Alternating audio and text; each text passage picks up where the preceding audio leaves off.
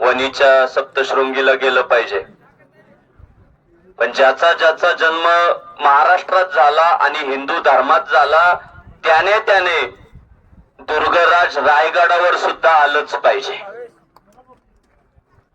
दुर्गराज रायगड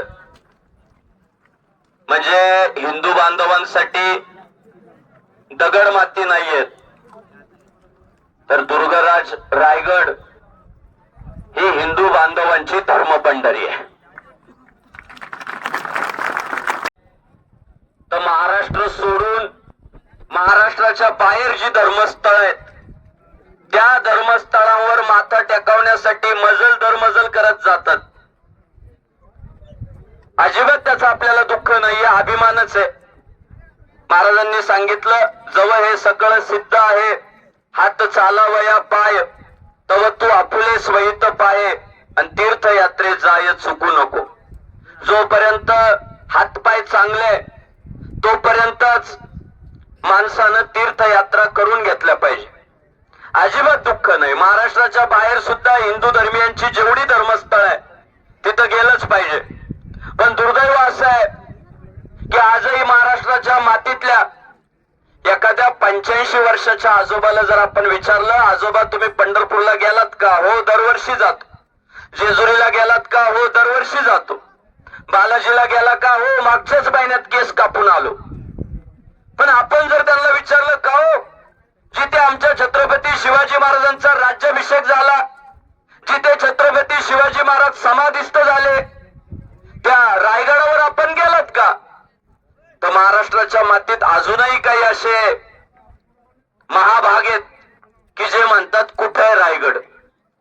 रायगड कुठे हे सुद्धा अजून काहींना माहित नाही. पण मी आज नागपूरवरनं आमचे कट्टर हिंदुत्ववादी सहकारी सन्माननीय स्वप्नीलजी भाऊ साळुंके यांचं अभिनंदन करतो की त्यांनी आईन तारुण्यातली की ज्यांच्या मनगटामध्ये बळ आहे, ज्यांनी मनावर घेतलं तर इतिहास रचू शकता अशी तरुण तडफदार सहकार्यांची फौज घेऊन आज या दुर्गराज रायगड नगरीमध्ये आगमन केलं आणि दुर्गराज रायगड चढून महाराजांच्या पदस्पर्शानं पुनीत झालेल्या या भूमीमध्ये जो महाराजांचा जयघोष केला ना, मला मनोमन असं वाटतं की स्वतः छत्रपती शिवाजी महाराज, धर्मवीर छत्रपती संभाजी महाराज, राजमाता जिजाऊबाई साहेब आपल्या स्वप्नील भाऊ साळुंकेंना आणि तुम्हा आम्हा सगळ्या सहकार्यांना आज भरभरून आशीर्वाद देत असतील. त्यांना सुद्धा आनंद झाला असेल की शेकडो किलोमीटरचा प्रवास करून माझे लेकरं मला भेटण्यासाठी आले.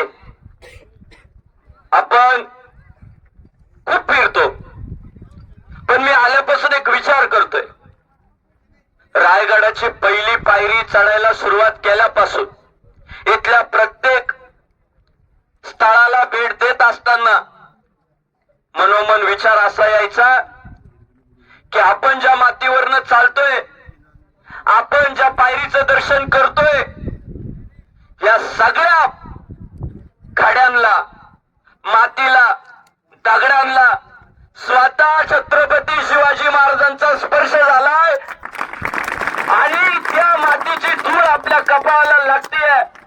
आपलं जगणं सार्थक झालं. एका आयुष्यामध्ये माणूस सगळ्या इतिहासाचा अभ्यास नाही करू शकत. फार मोठा इतिहास आहे हिंदूंचा.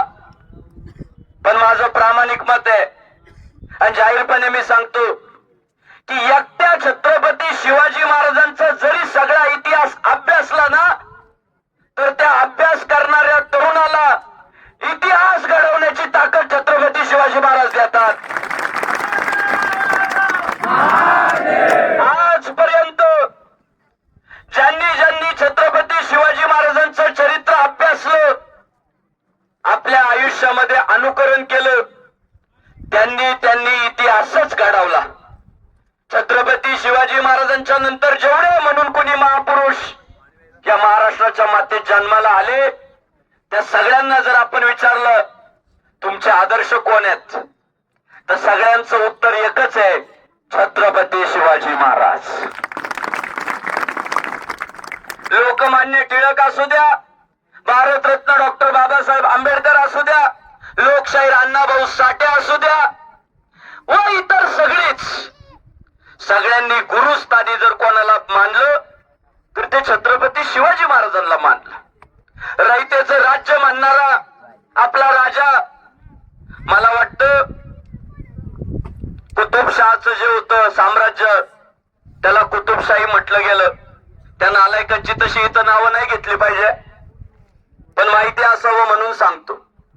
निजामशहाचं जे होतं त्याला निजामशाही म्हटलं गेलं, आदिलशहाचं जे साम्राज्य होतं त्याला आदिलशाही म्हटलं गेलं.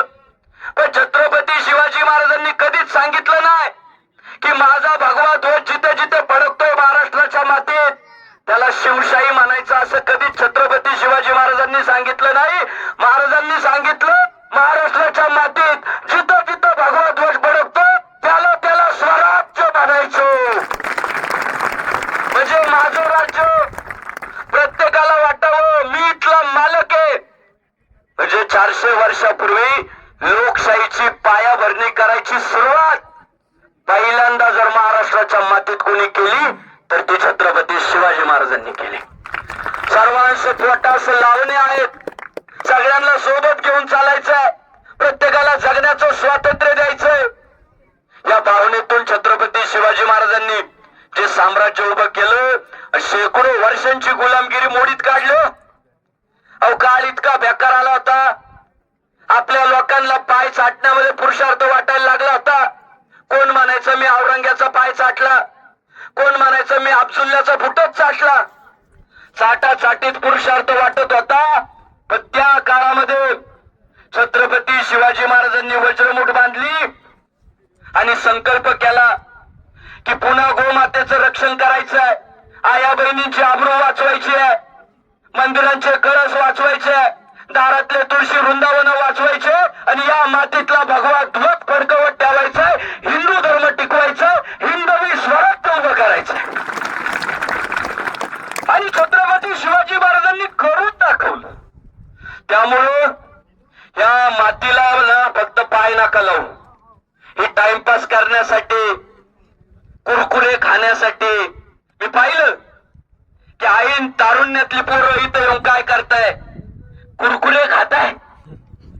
अरे आमचा पैलवान बघा, पैलवान भाऊ बघा रे, एक मिनिट, ही गदा आहे ना, ही गदा त्या कुरकुरे खाणाऱ्याच्या हातात दिली ना ते चड्डीत हागल हागल, ते हागल का? कुरकुरे खाणारी पोरं कुरकुरेच करणार. मी आल्यापासून पाहतोय हा भाऊ, ही गदा किती किलोची असेल रे बाई?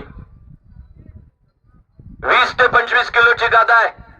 एका हातात फिरवतोय, सहज उचलतोय समोरच्या माणसाला. हे सहजासहजी होत नाही. बाप छत्रपती शिवाजी महाराजांना मानावं लागतं, कसरत करावी लागते, तेव्हा असं शरीर बनतं. आपल्या हिंदू धर्मातली पोरं जर अशी बलवान झाली ना, अशी जर गदा एका हाताने फिरवणारी झाली ना, एकाही त्याची हिंमत होणार नाही गायीच्या मानेवर सुरा चालवायची.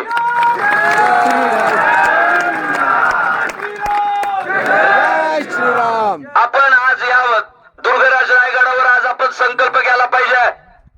अरे काय आपले पूर्वज आहे, 65 किलोची तलवार वागवतो त्याचं नाव यसाजी, 2000 शत्रूंशी एकटा झुंजतो त्याचं नाव बाजी, हात तुटला तरी शत्रूशी झुंजत राहतो त्याचं नाव तानाजी, शत्रूच्या छावणीत घुसतो, छावणीचा मुकुट तोडून आणतो त्याचं नाव धनाजी, डाण्या वाघाला सामोरे जातो त्याला उभा फाडतो त्यांचं नाव धर्मवीर संभाजी. आणि या सगळ्या पोरांना एकत्र करतो, हिंदवी स्वराज्याचं स्वप्न साकारतो, त्यांचं नाव छत्रपती शिवाजी. आज स्वप्नील भाऊंनी जो उपक्रम राबवलाय हा उपक्रम तेव्हा यशस्वी. आज रायगडाच्या पायऱ्या उतरत असताना ज्यांच्या खिशामध्ये तंबाखूच्या पुड्या आहे ज्यांच्या खिशामध्ये गुटख्याच्या पुड्या आहे, ज्यांच्या खिशामध्ये सिगरेट आहे, लायटर आहे, गडावर नका फेकू.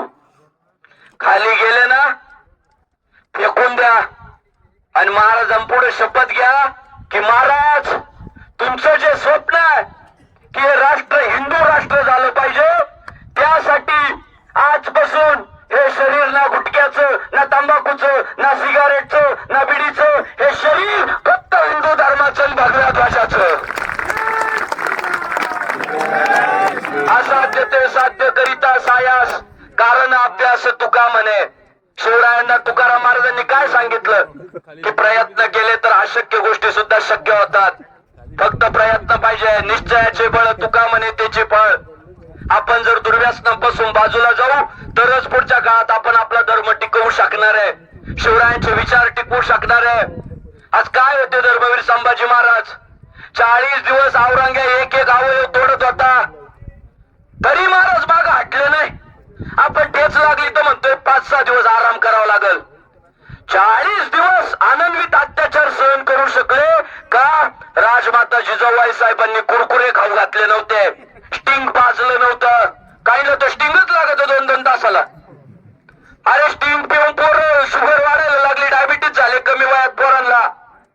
त्यामुळं पुढच्या काळात आपल्या महापुरुषांची आठवण करून आपल्याला चांगले संकल्प करावे लागतील. या आमच्या पैलवानाचा आदर्श घेऊन सगळ्या पोरांनी उद्यापासून कसरत करायला सुरुवात केली पाहिजे. आणि जशी पंढरीची वारी महत्वाची आहे, आळंदीची वारी महत्वाची आहे, तशी दुर्गराज रायगडाची सुद्धा वारी महत्वाची आहे. प्रतिवर्षी जेव्हा जेव्हा आमचा स्वप्नील भाऊ साळुंके हाक मारेल तेव्हा तेव्हा म्हणायचं नाही विचार करतो, घरच्यांना विचारतो, बायकोची परवानगी घेतो. अजिबात नाही.